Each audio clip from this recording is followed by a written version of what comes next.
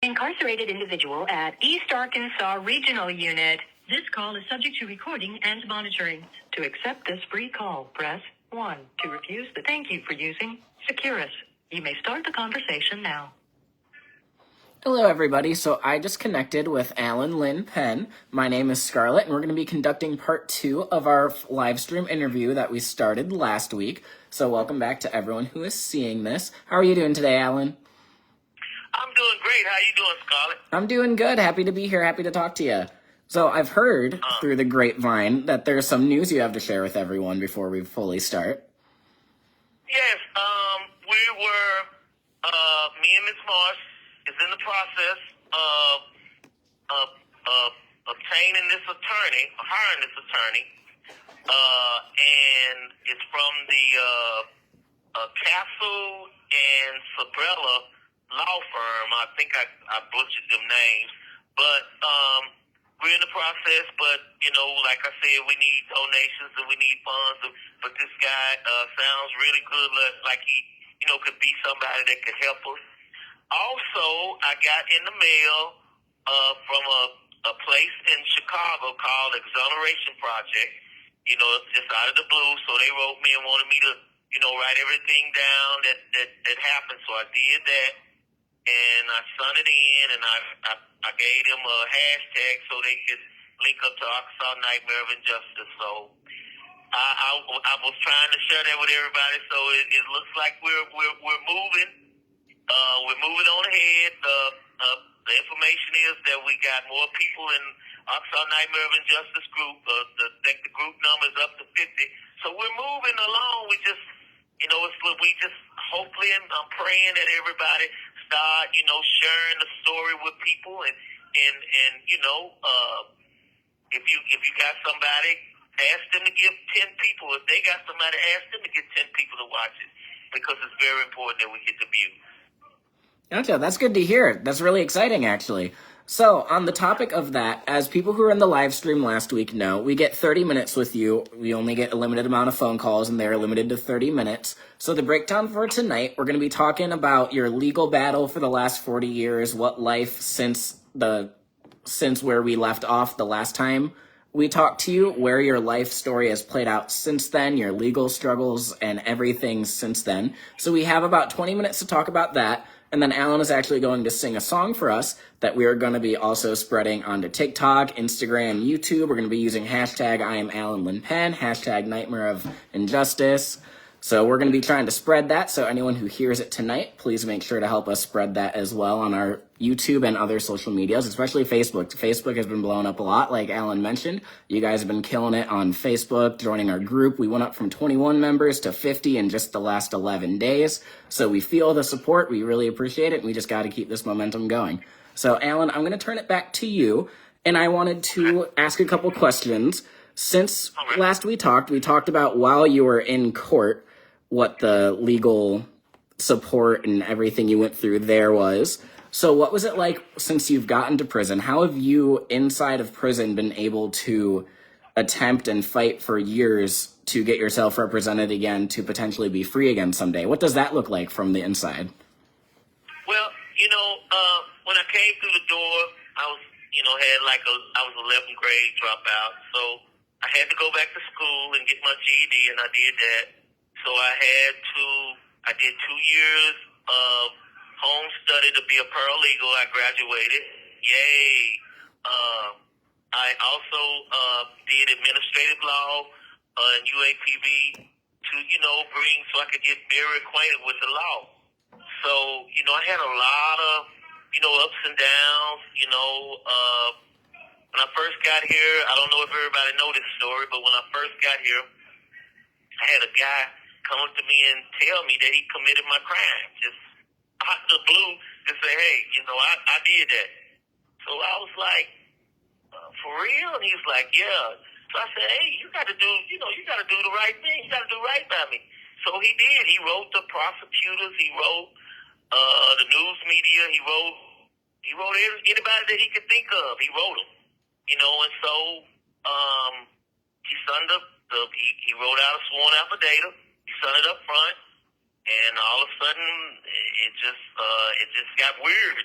They came and got him. They took him up there, and they interrogated him, and then they separated me and him because we was in a cell together, in isolation. There was about four of us, and so I don't know what happened after that. I can only speculate, but when he came back, it was something. It wasn't right. Let me just put it that way. Whatever happened when they took him back, it wasn't right because he was not on the same page. And so, anyway, I filed a motion, and my so-called public defenders, they came in behind, and so I went back to court. And so we sitting in court, and so they called him up there, and he pled the Fifth Amendment, which means, for people that don't know, the Fifth Amendment means your right to remain silent. You don't have to say anything that would tend to incriminate you about anything. So by him making that statement and writing the affidavit, courts were supposed to determine him a hostile witness. They were supposed to say that he's unavailable. So by him being unavailable, everything that he said in that statement should have been took as true. But they some kind of way weaseled out of that. I don't want to stay in that too long, but they weaseled themselves out of that. And the judge said he wasn't impressed with the evidence, with what I presented, and they denied it. And so when I got back to the Arkansas Supreme Court again, they told me, I should have questioned the correctness of that. So, that was my first, what I always call my fall from grace, when it was really, I thought, things was changing, that, I actually found the right person to commit this crime. But through the years, I found out that I don't think he did. Gotcha. And we do have a question with this too. So for a lot of people, when someone's in prison, it's a done deal. You're sitting in a cell all day. So for everyone listening, what is the process for you to actually go and file movements like that? Do you have to talk to a guard who brings you to a different place to do it? What does that physically look like for you? Please repeat that. I missed some very important parts. Oh, gotcha. Yeah. So like when you first went to file again so you can go to court and appeal everything, what does that process look like? So for the average person, they're probably thinking you're in a jail cell all day. How do you get to a spot where you can make a move like that? Do you have to talk to like a guard to get to a computer to do that stuff? What's that physical process of being able to start that process to represent yourself or to get the case reevaluated? It's a little different today, but way back when the prison system was more, what word I'm looking for, was more open. They had a law library where you could just, you could just sign in. You could just, if you wasn't at work, they had days that you could just go, and they had this big old law library, and so you could just go in there and take a seat, take you a cup of coffee, take your seat, pull down law books, and, put together something and file it in, and see what happens. So that's basically what that was like. Gotcha. And then for rooms like that in jail and prison, do you have to get permission to go into those, or how does that work? Yes, you have to, like the guard at the door, they might come to the door and say, law library. How many going for law library? And everybody comes out, and they tells the guard, I'm going to law library. Or they might have law library and regular library at the same time. And then you can go, down there and go ahead and do what you need to do. Gotcha. And is that something where you are in a cell until you ask to go to places like that? What's that setup? Like, are you calling us from an open room? What is the process to even get to the phones or to, the library? Well, it's, I'm going to go back way back when. Back then, you was in the open barracks. And,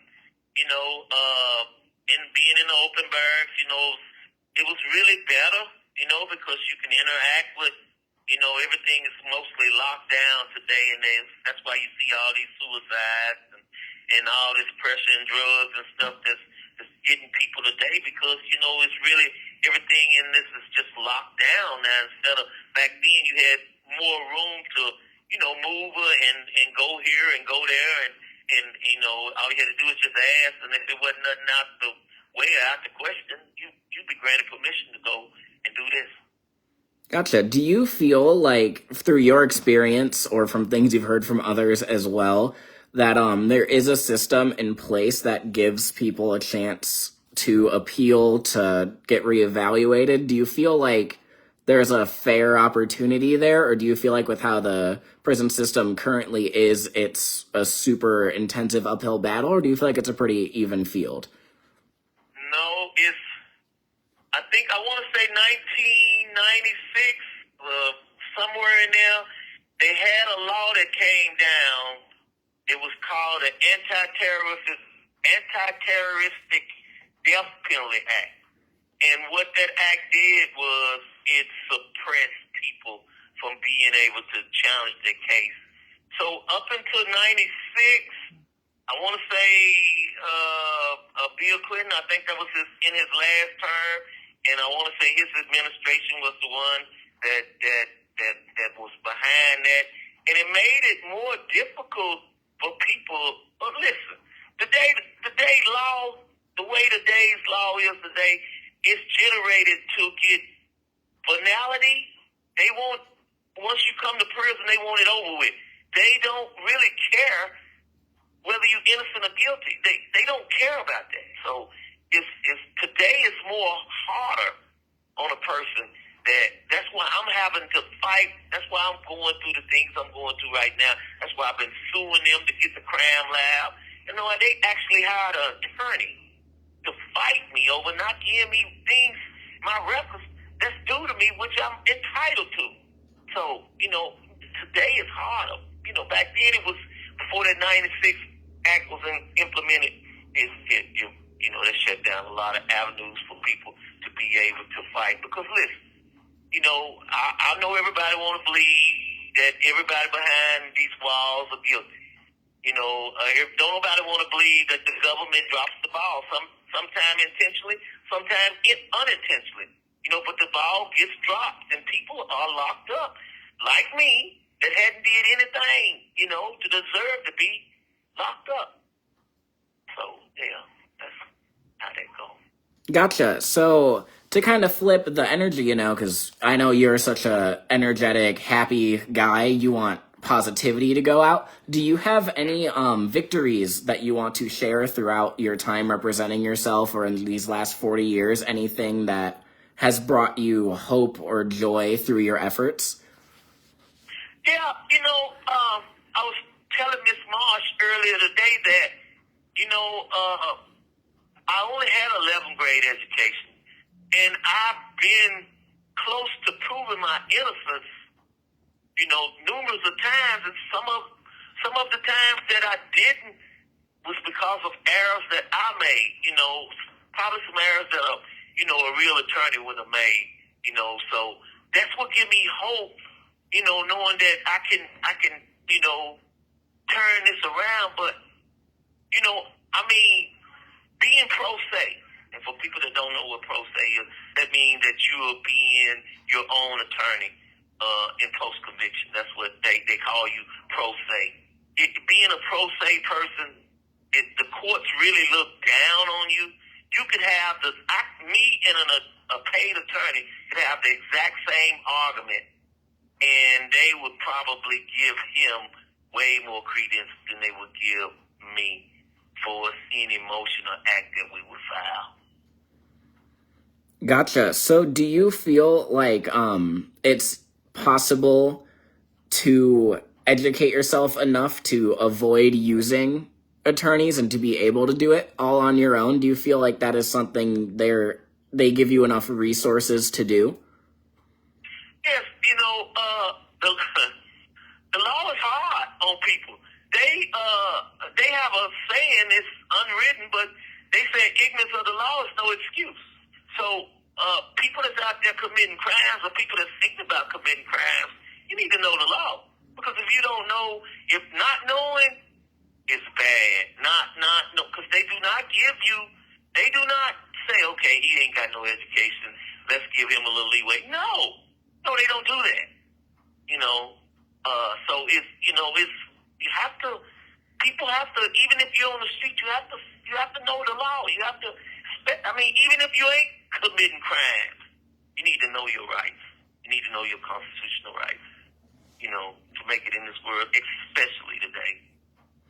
For sure. Do you feel like, because last time we went live, as some of the people who are here will remember, you talked about how this was a crime you didn't commit. You did some things outside of this in your youth. You know, you didn't hide that at all. You were very upfront that you did some things in your youth. Do you have a message that you would like to say to other people that were just like you, like around your, you know, when you were 20, when you were 21, doing the things you were doing? Do you have a message to the same people who are on the streets doing that stuff right now?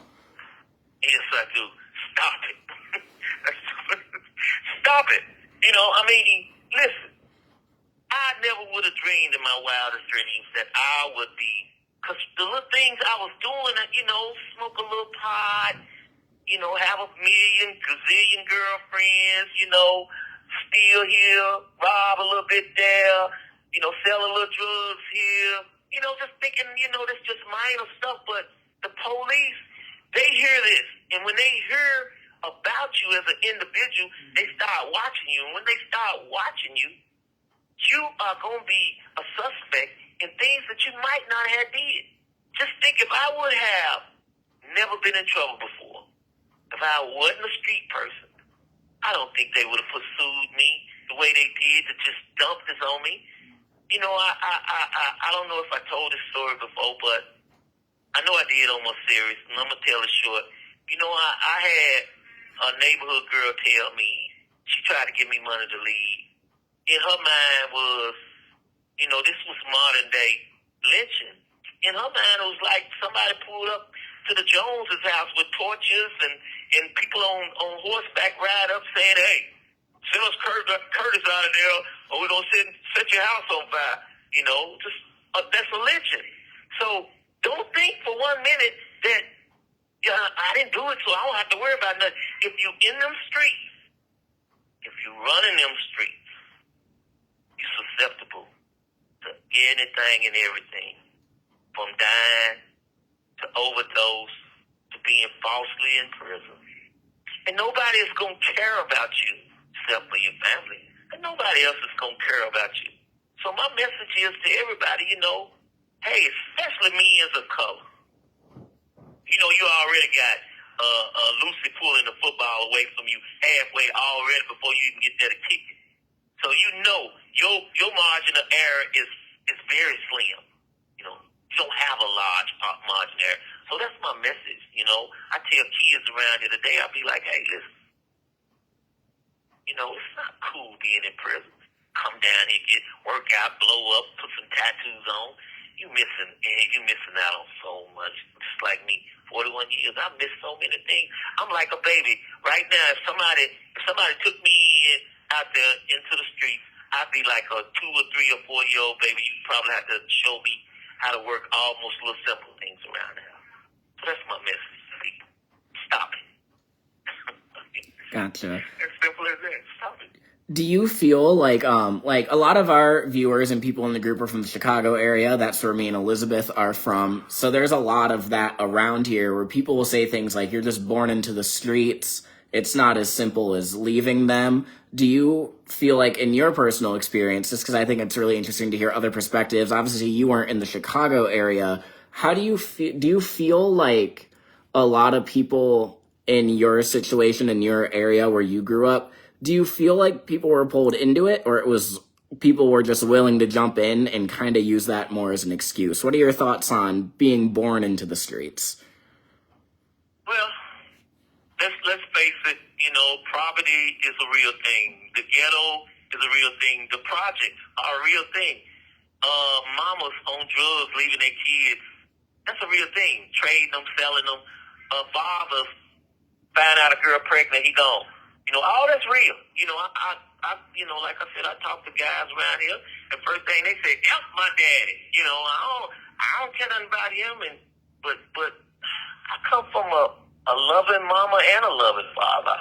You know, so a lot of times, you know, but even though I did see project, my daddy sheltered us, even in the project. You know, when we used to live there before we got a home.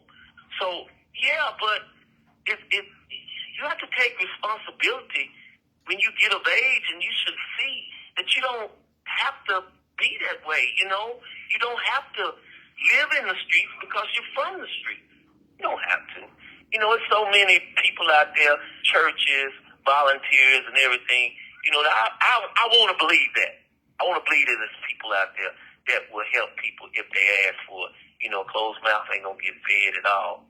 So, but to answer your question, yeah, you know, everybody not born with a silver spoon. Everybody not born with, you know, food around, food on the table.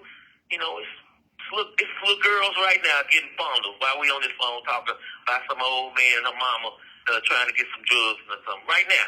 Or a little boy. They, you know, that's bad too.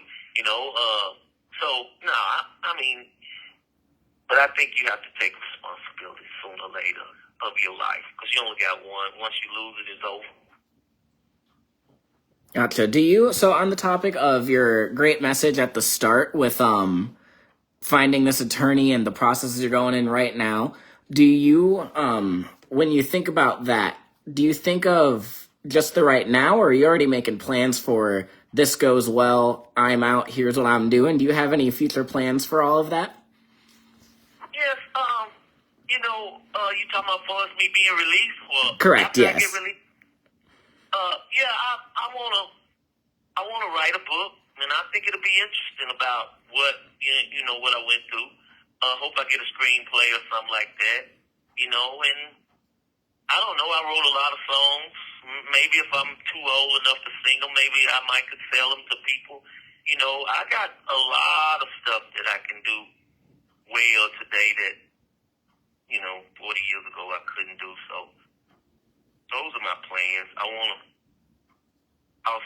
make sure that I want to be in the mix where I can make sure that something like this here will never, ever happen again to someone. Gotcha. And this is a very convenient segue. We are hitting about the 7 minutes left mark. So I was wondering, we all know you have that song that you were going to sing for us tonight. We have just enough time if you wanted to sing that song and then have a parting message. We got about 7 minutes if you are ready for that. Okay, yes, I think I am ready for it. Everybody excuse me, if I can get myself together here. But the song, I really do feel like this song is a message that was wrote some years ago, but it just seemed like it fits me well. So I would like to sing it. Okay. Not another second or another minute, not an hour, another day. But at this moment with my arms outstretched, I need to make a way as you have done so many times before. Through a window, an open door, I stretch my hands to thee. Come rescue me. I need you right away. I need you now. I need you now. I need you now. I need you now. Oh, not another second or another minute, not an hour, another day. But Lord, I need you right away. If I never needed you before to show up and restore all the faith that I let slip while I was yet searching the world for more, the true best friend I have in thee. You're my best friend, I know indeed. I stretch my hands to thee. Come rescue me, I need you right away. The agony of being alone, the fear of doing things on my own, the tests and trials that come strong. The feelings of guilt, hurt, shame, and defeat. The waves of trials that beat upon me. But to know, Lord, that in you I got things free. I need you now, Lord, I need you now. Oh, I need you right now, right now, right now. I need you now. Oh, not another second, not another minute, Lord. I can't wait another day. Oh, no, no. Please make a way. Yeah. Oh, Lord. Yeah. Oh, Lord. We need you now. Thank you. And that was beautiful. Thank you so much. So we're approaching the last couple minutes. So after that song, which I'm going to ramble a little bit because I'm sure people are going to be feeling some emotions right now. Let them sit a little bit before they got to turn their brains back on. So when was the first time you ever heard that song, and when did it become impactful for you? I want to say maybe a year and a half or two ago, Miss Marsh told me to, get some spiritual songs on my player, and so I did, and that was one specific song that she wanted me to, hear. And so when I heard it, I just said, oh my God, everything is pointed right at me, everything. The parts in there were, the agony of defeat, the pain and suffering that I've been through, the trials, but the knowing God that I got victory, it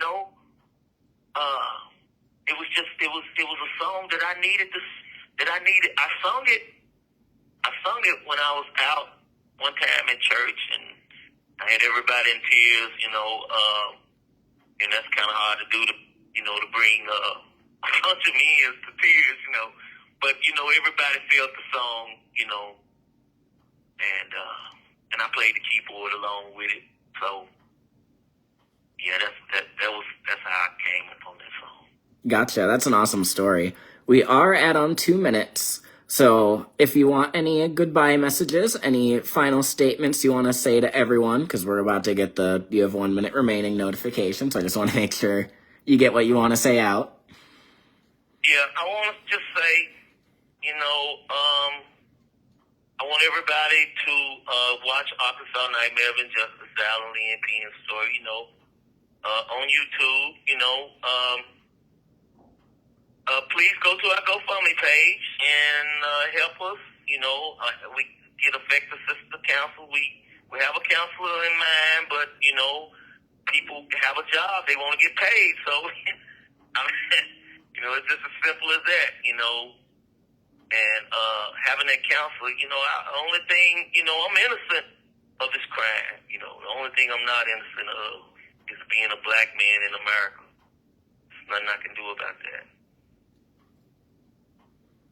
Well, thank you so much, Alan. We're about to get kicked off of call, so I'm going to end the live stream here. Thank you for everyone who has been here listening and watching and has made it this far.